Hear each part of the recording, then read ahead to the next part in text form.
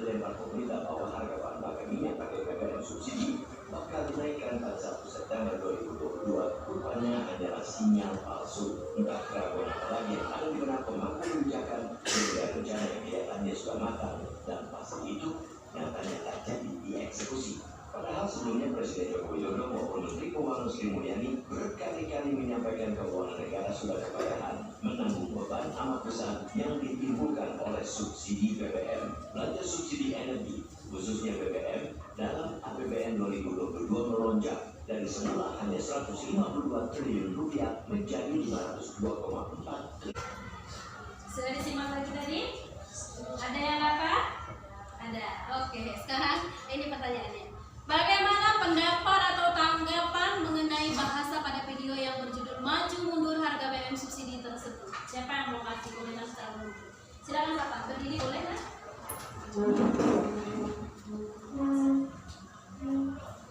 Jadi di sini saya ingin menanggapi mengenai unsur kebahasaan yang terdapat dalam video yang telah dijelaskan.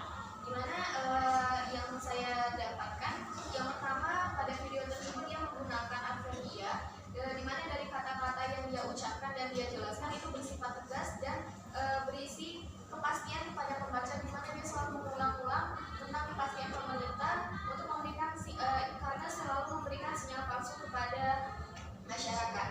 Dan pada video juga terdapat konjungsi, adanya konjungsi penegasan seperti selain itu, dan tujuannya itu adalah agar apa yang dia berikan itu untuk memberikan kepastian juga kepada pembaca.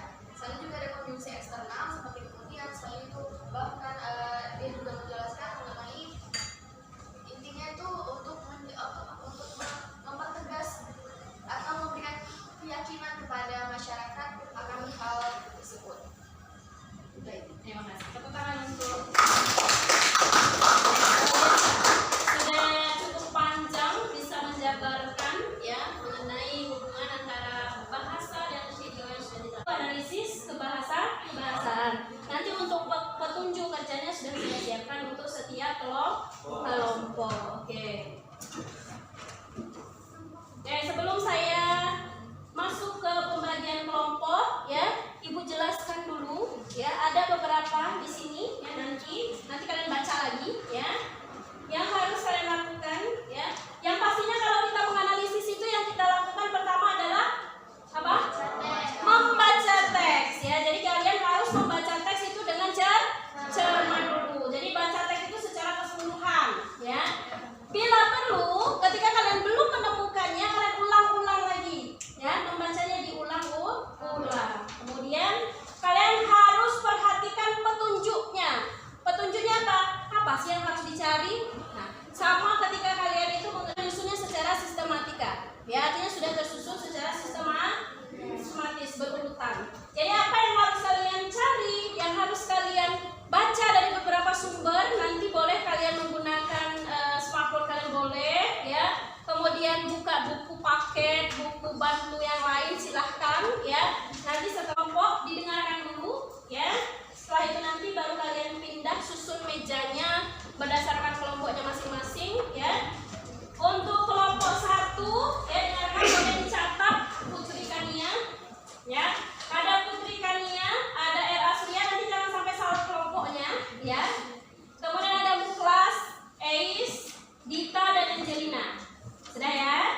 Kemudian kelompok 2 ada Agista, boleh dicatat Agista, Vera ya. Menyusun laporan di sini. Nanti laporan ini akan dikumpulkan di pertemuan selanjutnya. Laporan ini sudah kalian satukan dalam bentuk satu bundel. Ya, artinya disatukan, dijilid. Ya, jadi untuk setiap pekerjaannya ada 6 kelompok, berarti 6 kelompok nanti akan dijadikan satu. Ya, biar apa? Biar nanti bisa menjadi referensi dari adik-adik kalian yang akan belajar mengenai teks editorial. Paham ya? Ini dibagikan, ini ketua kelompoknya tadi siapa? Ya. Silakan ini. Untuk yang belakang ketua kelompoknya itu. Bisa? Sudah?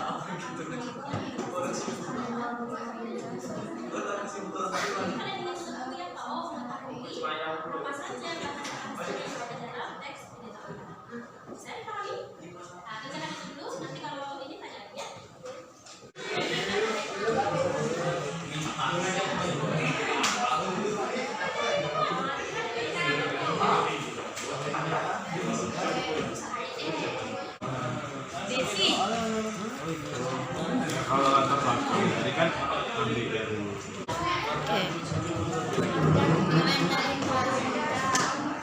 Jadi berapa yang mau ditarik dari sesuai dengan latar belakangnya untuk rumus masalah, oke? Siap? gaya sih. Tersebut disalurkan mulai 1 September 2022 kemarin secara bertahap. Yang kedua, Sri Mulyani menyebut angka itu sebagai sebuah kenaikan yang cukup dramatis. Yang ketiga, belanja subsidi energi khususnya. Assalamualaikum warahmatullahi wabarakatuh. Waalaikumsalam warahmatullahi wabarakatuh. Jadi saya Natalia dari perwakilan kelompok 3 yang bertanya kepada kelompok 2. Ada kaidah umum dan kaidah jurnalistik. Apa perbedaan dari kaidah umum dan jurnalistik? Sehingga kita tahu bagaimana cara kita dapat mengelompokkan kaidah tersebut termasuk ke dalam kaidah umum atau perbedaan. Dapat kita simpulkan setelah kita belajar mengenai kaidah kebahasaan teks editorial. Yang pertama yaitu ada beberapa kaidah kebahasaan pada teks editorial. Yang pertama ada penggunaan kalimat retoris, lalu ada penggunaan kata-kata populer, ada penggunaan kata ganti